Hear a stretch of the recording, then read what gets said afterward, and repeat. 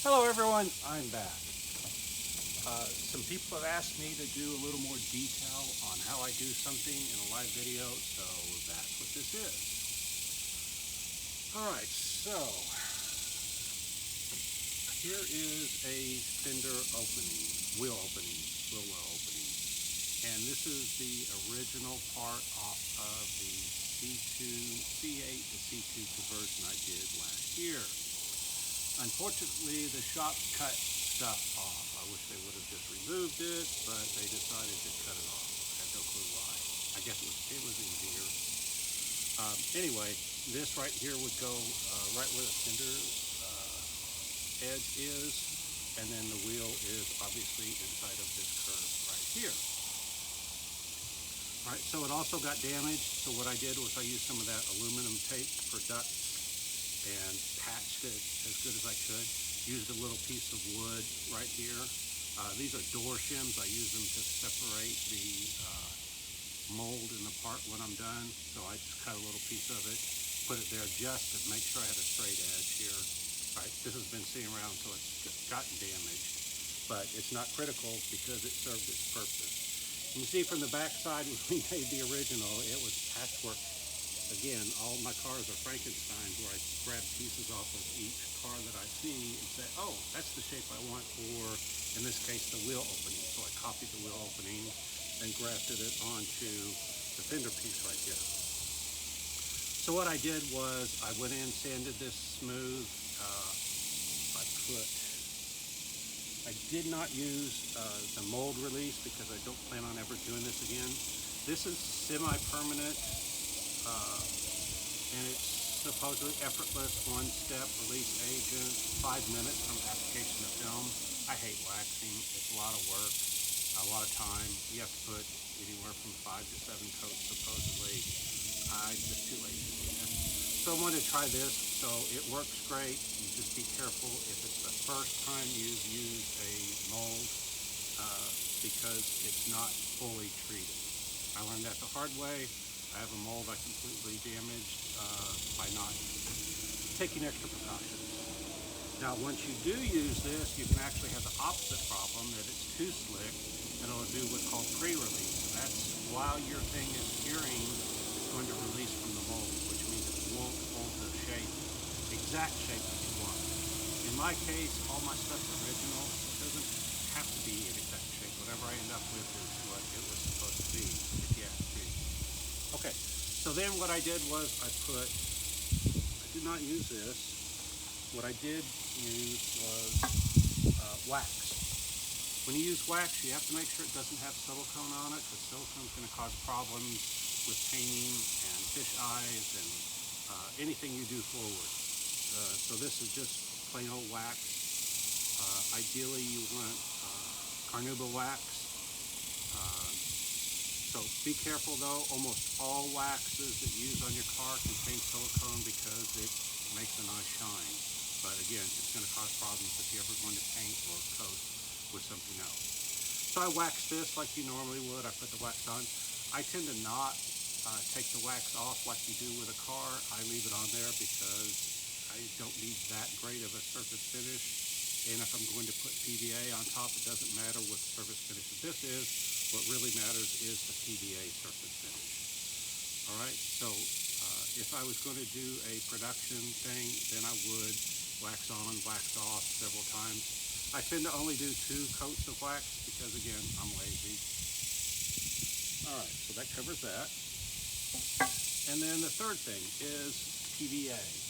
Polyvinyl alcohol. This is what I use. They have different versions. This is the thinner of the 2. They have another one that's purple, and it's supposedly one step. It doesn't work for me. The key with this is if you use wax first, the first layer you put on, you need to spray it, and it needs to be a mist coated. It's so light you can barely see it. Because what happens is, because this is water-based, it tends to bead up on the wax. And what you want is, and then if you put too much on, then it collects, and you end up with spots with no PVA on them and spots with heavy PVA. If you look at this, this is the result. Again, I'll show you why, but I didn't care about this part. But see how it has this pattern right here? Well, the dark areas are where it wouldn't stay, the surface tension on the part wasn't good enough, and so it would collect itself, and this whole thing was that way. So then what I do is I get a foam brush, I've got one around here, and then I just keep on spreading it until it finally does better. But it's really hard if you don't do the mist layer to get it even. What it is I don't care about this surface, and I'll explain that in a second. All right, so in order to get it, I tried out all these different sprayers around the house and found them. And then when I used a product, I said, oh, this spray's great. The problem is, this is just a little bit thicker than water, a little higher viscosity. All of these things are like water. So when I sprayed this, it was a mist. I'm sorry, when I sprayed water for the original product, it was a mist. When I put this in here, it's not a mist anymore. It's a spray. It has rather large droplets. Doesn't work very well. What does work is an actual spray gun. So go ahead. They have a cheap one at Harbor Freight for like $17. But by the time I bought this, the spray gun, the water trap, the filter, and all that stuff, it was $45. So just expect $50, even if you're trying to go cheap. All right. The next thing is, okay, so on this, I didn't wax it because I don't care.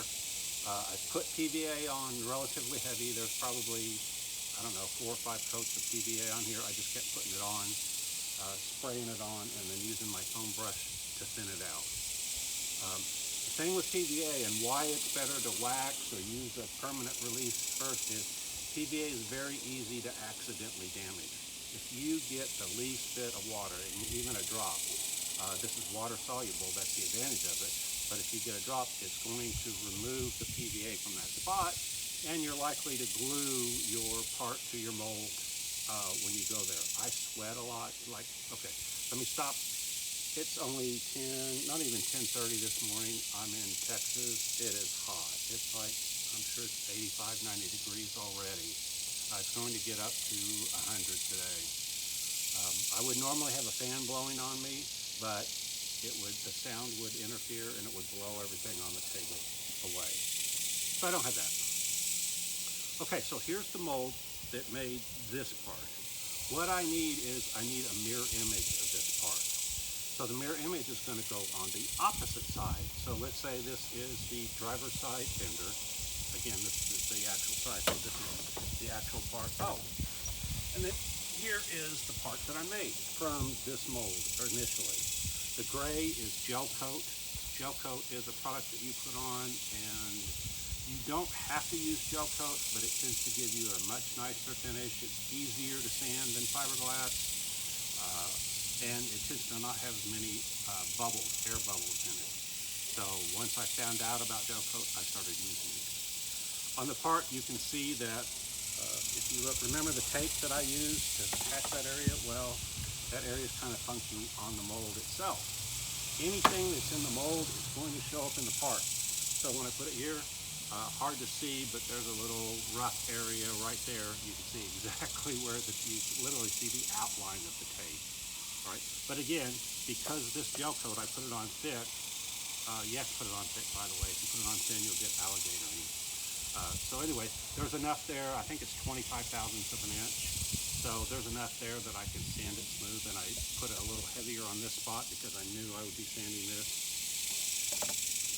All right, as long as we're talking about gel coat, I'm not using it this time, but when I do gel coat, this is after I've treated the mold, have the PVA on there, do not brush the gel coat on. It has to be 25 thousandths thick. If it's any less than that, then when you put the fiberglass resin on there, the fiberglass resin attacks the gel coat and does what's called alligator ink.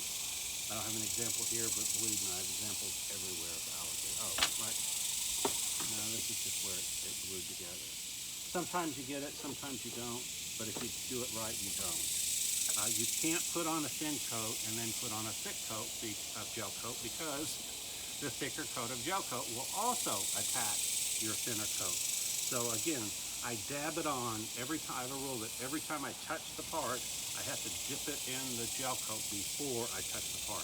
It's hard to get used to, especially if you're used to painting.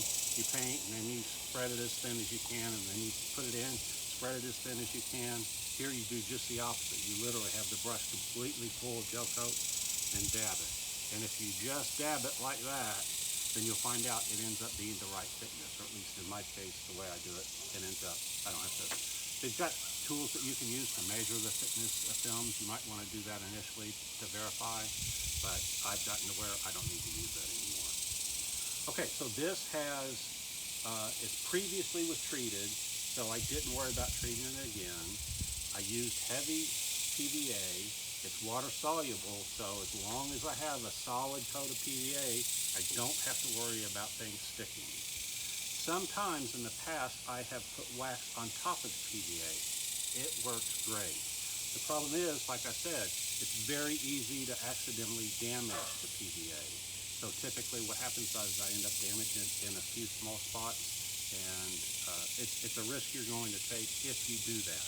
But if you do the release, the wax, the PVA, and then wax again, you've got all these layers to keep your parts from sticking. The worst thing that can happen is to have your part stick, because when you separate it, this is what will happen. See that orange? That was the gel coat in the mold that was used to make this part. It literally ripped the gel coat off.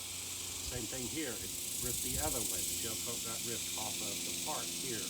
So this part is pretty close to useless because of all that. Now, I am going to sand it smooth. It can be fixed, but obviously the ideal if it didn't do that. All right, the next thing, this is fiberglass mat. Fiberglass mat is a whole bunch of little strands of fiberglass that are random lengths, but they're usually about an inch, inch and a half, something like that.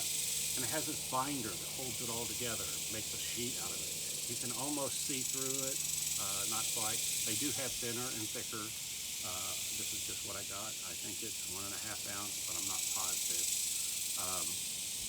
I have a huge roll of it because I'm doing a car. Actually, I'm doing the second car. So what happens is the binder that's in here dissolves when it is the resin that you use, polyester resin. Now you have to use polyester or iso resin with this. Epoxy resin does not break down the binder, so this will not work well with epoxy. And epoxy is twice as expensive anyway, so I wouldn't recommend using epoxy for your initial work because it's twice as expensive and you will screw stuff up. All right, if I was making another one of these parts, what I would do is I would fill this area. This does not like to make bends like this, especially curved bends. It's hard to convince this that it wants to do that even after the resin has softened it, the binder, and you'll end up with air pockets in between your gel coat and your fiberglass. Gel coat is not strong at all. It's very, very weak. It's brittle. So what will happen is you'll have air pockets there, and if you push where the air pocket is, it'll break out. You don't want that to happen. So what I've got here is I tried different ways. I tried cutting this up. I cut it into strips thinking that, oh, by the time I put it in there, put the resin in there, it'll break down into pieces smaller than the 1.5 inches because all of the binder will dissolve. Well, all of the binder does not dissolve, and so you end up with this mess that looks like snot, and it's hard to get it to be smooth. You want the upper layer of this to be smooth because you're going to put this on, and the whole point is to get things with no air pockets underneath. Okay, so I take this, instead of cutting that up, I went ahead and bought already cut up. These are individual pieces. Now I don't have to worry about it being like snot and trying to stick together, because they're individual from the start. You can mix as much or as little as you want, and you end up with this paste. Normally this would be liquid, and it would fall off like it be liquid. It's not. You can make it as thick or as thin as you want. I like it to where it's a little bit more liquid, but this works. Some people like it like peanut butter, which is pretty much like this is, and then they pack it in here. I like it to be a little wetter, and the reason why is I try to use gravity to help me. And there went a drop of sweat. PDA's messed up there.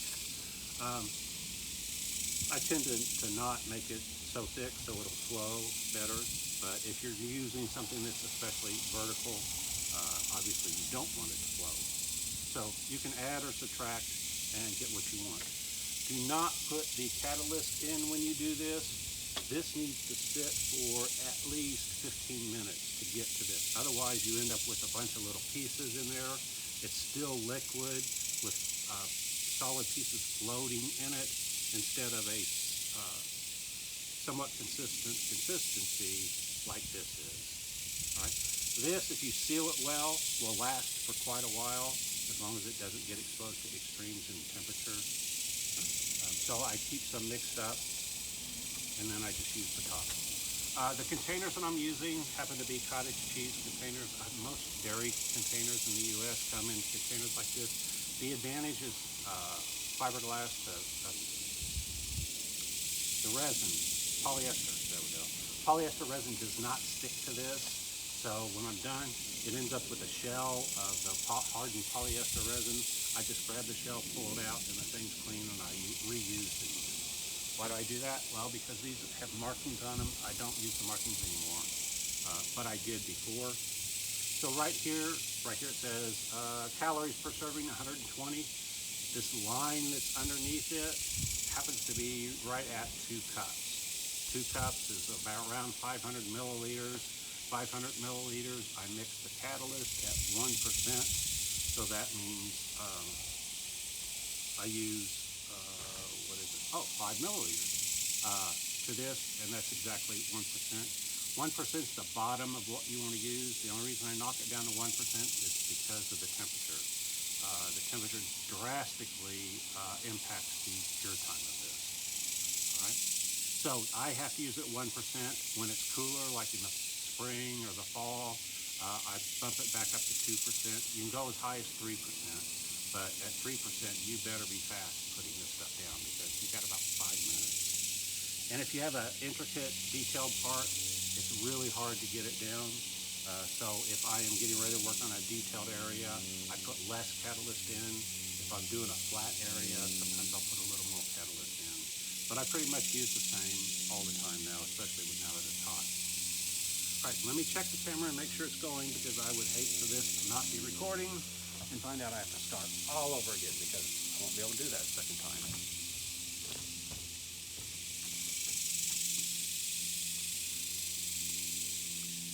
Yep, 18 minutes. Oh, while I'm up at the camera. So I had a pair of gloves. I don't tend to wear gloves, but I decided I would because they're sharp edges when you're dealing with this.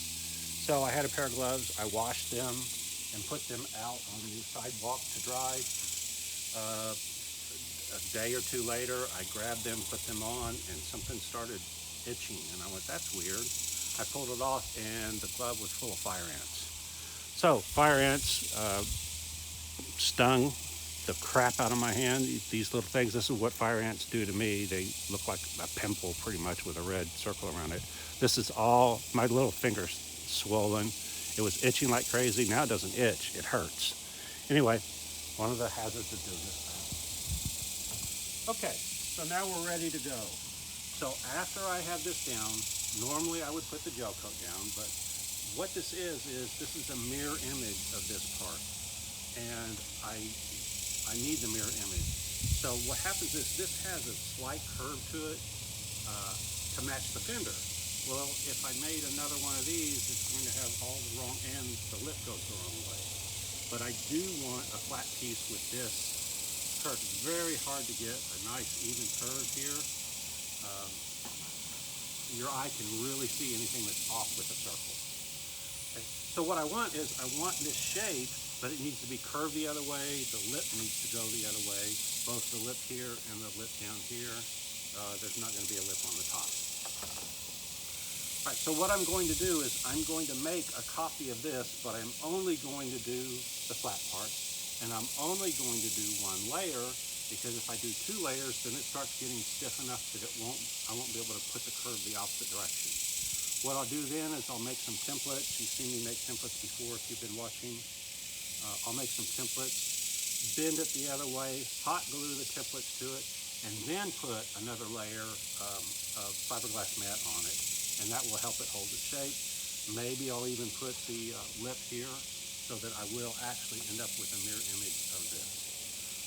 Again, the problem is the other side got destroyed when they removed it from the car, so it's just as easier to do this. Okay, so I've already cut out a piece of fiberglass mat. Just use scissors. I've got some around here. They work for there. I literally bought these scissors for this. Be careful because you'll get fiberglass mat on there and resin, and if you leave your scissors closed, you can glue them shut. Hear that clicking? That should be there. But the good thing is you can take a razor blade, a razor scraper, and it comes right off. Another thing is if you have mineral spirits, paint thinner, acetone, whatever, it removes this as well. Alcohol, IPA, rubbing alcohol, kind of does, but it doesn't do as good a job as the others. It's up to you. All right. Now that we're going to mix, right, I have this down to where I know the different measurements and about how much I need for the amount of fiberglass mat I'm putting down. So I know I don't need very much of this, so I have it here. I have a backup of the same amount, so this will probably be a little dry when I get done with this, so this is my backup to add some more. In my case, I don't want to add too much because this stuff is stiff and somewhat brittle. So if I were to put a whole lot of this, it wouldn't want to bend. If you put the right amount and only one layer, it's really flexible. All right, the next thing is catalyst. You buy this catalyst, they also call it hardener. It happens to be peroxide. I don't know if it's just regular peroxide or what, but anyway, I buy the right stuff. Okay, this container is not what it comes in. This container is specifically for dispensing. What happens is there's the actual, put the material in here, catalyst. This is marked off in 5 cc increments, which again is why I want this in cc's instead of cups, even though it is a cup. I know that 2 cups is about 500 cc's because I'm mixing by percentage of volume. The problem with this is the first mark is 2.5 cc's, or I think it's milliliters also. So I would have to have half of one of these for that to be the right mixture. I don't need half. So what I use is an eyedropper. All right, so when I'm doing small amounts, I use the eyedropper. If you pour it in, be careful. I've gotten it to where I can get away with pouring it in, but 3 of these, as full as it goes, will be just right for 450 milliliters. It's marked off at 1 milliliter, but if I squeeze it all the way and let go, it's 1.5. So 3 of these is 4.5, close enough to 5. All right. And again, if I'm going to do that, then I make sure I don't quite fill it up to that line. All right, so this has a lid on it. All right, so I have 2 of these. I'm just going to grab one because they're the same. And I should have a stir stick. Oh, right here. I just use a stick. Again, those shims that I was talking about using for separating, this is one of those. All right, once I mix this, I have 5 minutes, maybe 7, 8, 10 minutes if I mix it light enough on the catalyst, but that's it. And what happens is it starts clumping. Do not keep putting it down once it clumps. You'll regret it because then you end up with a horrible surface, and if you ever try to sand it or do anything to it, it ends up being a mess. So if it does start clumping on you, stop, throw it away, mix up some more. It's expensive, but it's not that expensive. All right. So I have my polyester resin here. Okay. What happens is overnight it cools down. Then during the day it heats up. When it heats up, the air expands. The air expands, pushes the material up. So I end up with this material in this thing, even though I don't want it to be, kind of defeats the purpose. I don't use gloves. I should, but I don't. But out of all the chemicals that I get into, this stuff is the worst. This stuff actually burns my skin, which is very rare. I'm impervious to almost everything. So that's why I'm careful with this. If it didn't, I would just unscrew this, pour it back in, and then use that. But because I don't like to have system more than I absolutely have to, and it tends to leak right at this seam right here. Kind of a defect in the way it's made. But anyway, it works. It's better than pouring it into a little CC cup, trying to measure that. Rather than try to do that, I just use this straight into here. All right, so I'm going to put this in here, and in this case, again, like I said, when I squeeze it, it goes to about 1.5 milliliters. I want 1, so I squeeze it until it goes down to 1. All right, so there's 1 milliliter to that amount of resin. All right, so then I take my stick, stir it up. And I don't think this is going to be enough. Just looking at it, I'm almost certainly going to have to use the other one. But this is a good start. All right, so what I do is I put a layer of just raw resin on. The reason why is you have to get the resin to soak through this thoroughly, and you can put this down, the mat down, and then try to force the resin through it. I found it's a whole lot easier to just paint. And again, you can paint it on thick because this is only there to soak into that. So any excess, ideally, will just soak through. So actually, the thicker you can put this on here, the easier it's going to be to get it to soak through. Okay. I did put the PVA really heavy on this edge where there's no gel coat, because obviously I don't want these things glued together. So, and that's hard to wax because of the rough surface area. Okay. I do spray the release and wax it anyway, just to be safe. And again, I put PVA on it. Okay, so there we go. There's a nice, somewhat even and thin coat. I would normally try to get up on this edge, but again, I only need the flat piece. And if I do that edge, it's going to try to keep it flat, to follow this curve, instead of allowing me to have the reverse curve. This part, because of this lip, it's pretty inflexible as far as this edge won't go. This will flex a little bit. This is 2 layers, so you can see it does flex a little bit, but no.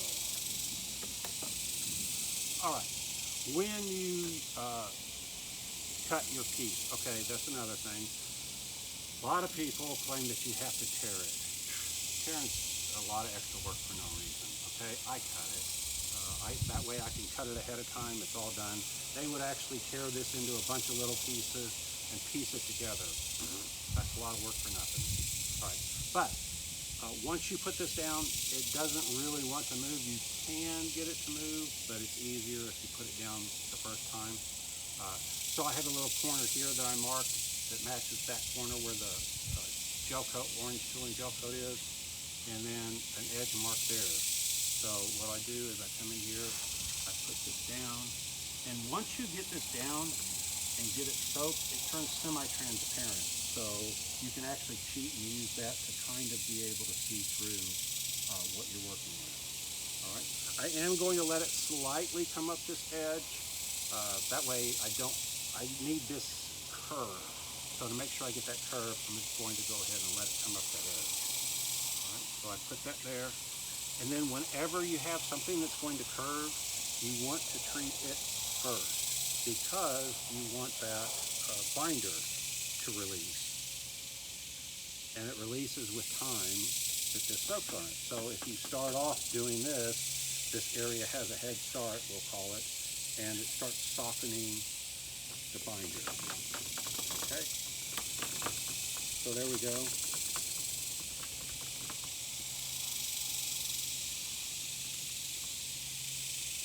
And this is where you look for air pockets. It won't be bad on this because it's such a small part that goes up in the opposite direction, 90-degree bend. If this were the full length, then this would keep trying to pop up, but it doesn't have enough strength to do that. And again, that's why I fill the corner to make that radius less. All right, then once I do that, do the same thing. Remember how I told you put the gel coat on by pushing it instead of brushing? Well, the same thing with this. You don't have to do that with this, but by doing it this way instead of brushing, you're actually pushing everything together, and again, trying to get rid of all of those air pockets. There will be air pockets if you don't work them out. And again, it's air, so ideally you want to work it out. And when you do this, you want to go from some inside edge that's critical outward. All right. If this weren't flat and I saw it start to buckle, I take my scissors and wherever it buckles, I cut down the middle of that buckle to relieve that stress. And like I said, I figured this would not quite be enough, which it isn't. Now, if I was trying to make the perfect part, you want it to be exactly the right amount of resin with exactly the right amount of material. The problem with that is it's really difficult to do. So given a choice, I would rather have too much resin, they call it resin rich, than not enough. Now again, the problem is that the resin is brittle, the fiber is not. So the fiber is really what gives it, the resin gives it strength and compression, the fiber gives it strength and bending. So ideally you want the perfect ratio. I don't even know what the perfect ratio is. There's an online calculator I use, but then somebody said it's wrong. I don't know, it's worked for me. Okay, so I have two choices. I can either keep doing this, and if you look, there's little air bubbles all through here. And so I can keep working them out if I want. But you know what? It's way easier just to make it resin rich and quit screwing with it. So again, I'm lazy. I want to do everything the easiest way possible. All right, so then I go in. Here's my second batch. This is going to be resin rich. This is essentially almost twice the amount of resin it should have. But again, for this part, I don't really care. Okay. There's my 1 milliliter. That's mixed. I go in and stir it.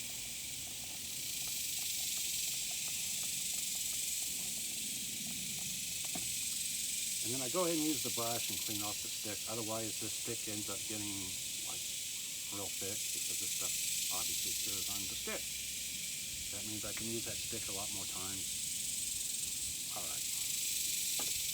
So now I'm going back in the area that I previously hit. And that gives more material for it to soak in. Right. So you want to be sure and get the entire area down first. I should have gone ahead and done this over here, because once it starts hardening, if there's a bubble in it somewhere, that bubble is permanent once this stuff starts hardening. It will not come out. So I should have brushed this whole thing first, but I saw it laid down well. But I have had cases where I go back later and go, oh man, I wish I would have done this. All right. They have special rollers that are grooved. They're made out of aluminum. The problem with them is you have to make sure you clean it and clean it well, because once you let that resin harden on there, it's hard to get out. You have to use a blade or something to get the grooves back in. How do I know? Because I have a ruined one. And because I hate cleaning anything, which is why I don't use a spray gun, because I hate cleaning a spray gun afterwards. Again, it's just pure laziness on my part. All right, so I've got this pretty well down. If I want to make sure I get all of the air bubbles out, I will come back with a roller. Like I said, you can use a special roller or use one of these. All right, so now I come in and just use a moderate amount of pressure. Now you have to be careful because, again, after a while, the resin breaks up the binder and you end up with a lot of hairs, fiberglass hairs. if you hit this too late, it'll start picking up the fiberglass hairs and you'll end up with a mess. So you have to hit this before it gets too dissolved, the binder gets too dissolved. All right. Now, this is not going to be perfect, but in my case, I don't care. If I cared, I would use the right roller because those slots in it give air extra places to escape. But again, I just need this to be down good enough. In corners like this, it sometimes helps to go in here and just push right against the corner. But you have to be careful because when you pull this off, it can grab that edge and pull it away. So a lot of times you'll go in and up, but again, sometimes going up pulls it off of that surface. So just watch closely if you do this and make sure you're not making things worse. All right, so there are I still see little bitty air bubbles in there, but for this, I simply don't care. All right, now, saying I don't care is significant in this case because those are going to end up with pinholes on the surface. If I had gel coat on there, then it wouldn't matter. I don't think it's going to be significant enough that it would cause damage. The other reason I don't care is normally the surface that's against the mold is what I would be using, but because I'm turning this inside out to use as a mirror image, this is the surface that I'm actually going to be using. Okay? Normally that's not the case. You will almost never get this smooth. I've tried before trying to go, oh, well, I can get this resin on here so smooth that it won't require hardly any finishing. Well, I'm not that good. All right. I'm only using up this extra resin because it's here. I could mix up some more.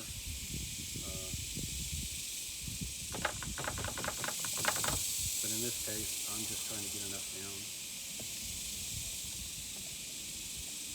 And then I'll show you why, another reason why I'm not putting more down. And the reason why is it's just going to get worked out in a second. Now this next step is something I don't do. I am only doing it for this reason because I'm using the backside. I pretty much never do something planning on using the backside because again, the nature of this fiberglass mat is it's going to have a rough surface texture that you're just going to have to either sand off or you're going to have to sand it off. And again, I hate sanding. I'm lazy. I admit it. All right, so I'm getting all of this out. You can take your brush, rub it against the edge, and then get a little more out if you need it, which is what I need in this case. I really don't have to have more, but it's here, and if I don't put it on and spread it out, it's just going to go away.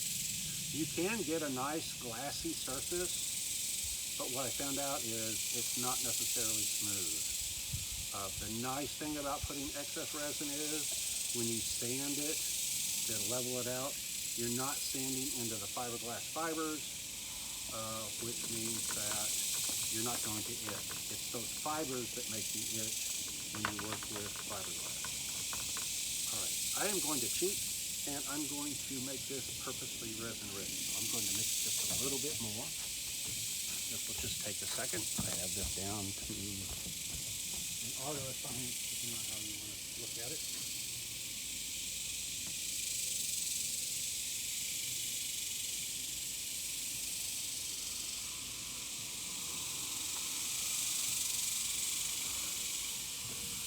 All right.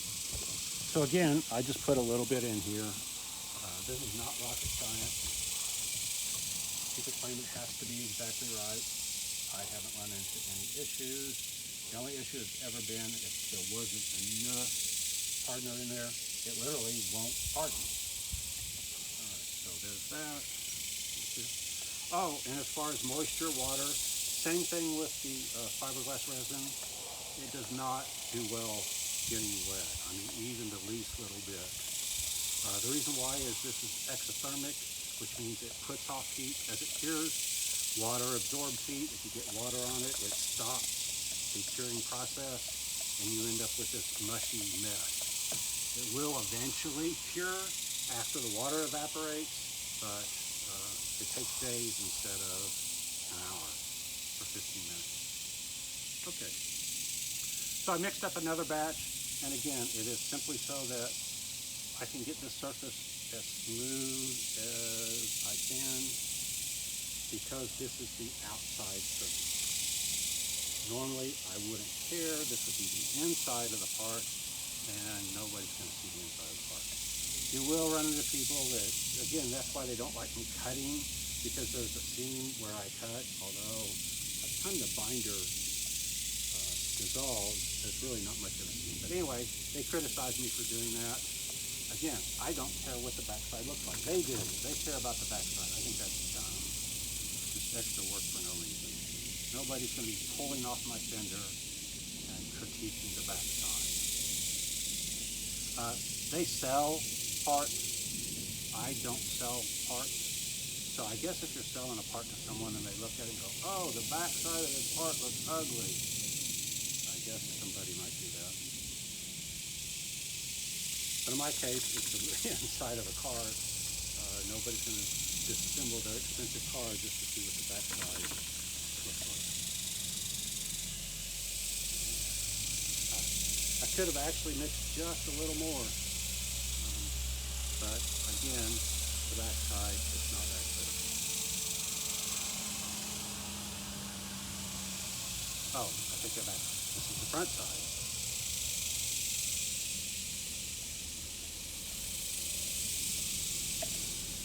But I am going to get all of it out of here.